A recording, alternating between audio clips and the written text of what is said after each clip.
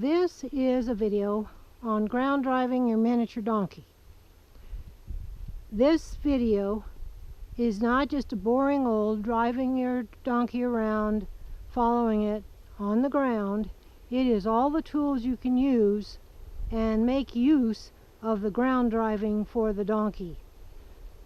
Even if a donkey has been driving a long time, pulling a cart a long time, this donkey's been pulling a cart for 4 years, I always go back to this. There is nothing better than this. Most people that know this say you can't do too much ground driving. So for this, all you need is the one main piece of harness. Mine has the crupper and all the stuff hooked to it, except you don't need the part that has the things that I can't even think of what they're called now, hook up to the cart. So what you would want to do is, this harness has the ability that the part where the shafts go through, the loops, are hooked onto the harness. So you need to have both of these secured.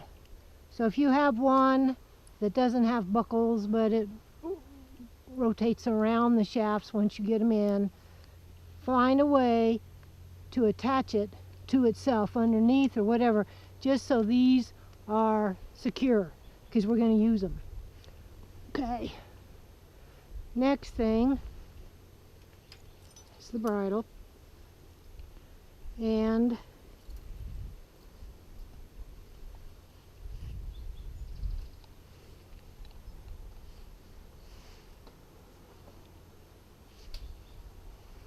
so the bridle goes on, and this donkey,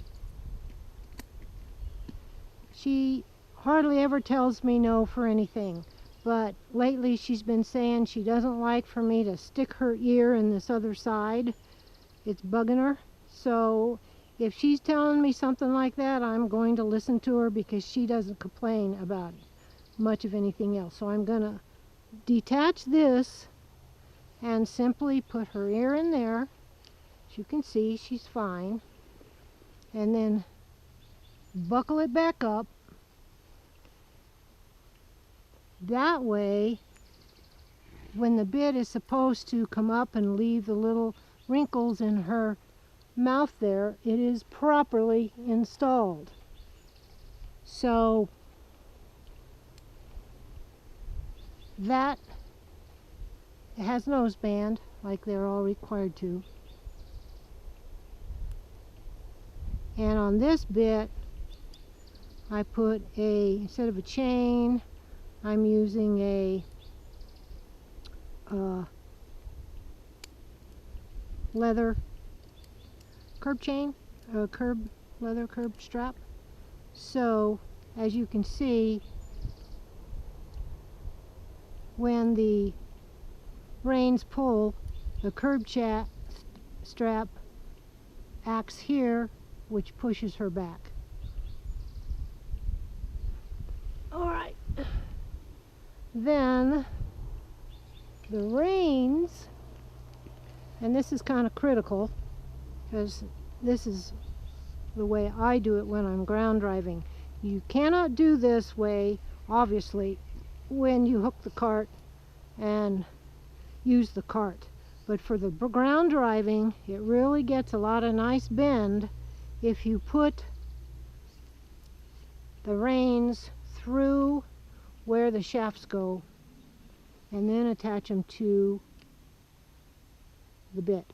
Now I am using this upper bit this time because I'm going to do a lot of bending. And a quick deal on bits is, when you've got the reins attached near the mouth, it acts as a snaffle. When you have the reins attached where there's somewhat of a shank and it has a curb chain, that's a stopping bit. The snaffle bit's a turning bit. So we're going to do turning today in addition. So I'm putting it on the snaffle part of that bit. So we go over here, tangled up, and attach this side. We go through. Betty, come here. Come here. Did you get a snack? You got a snack. Oh, yum. Okay. So, then we will use the reins to drive her in.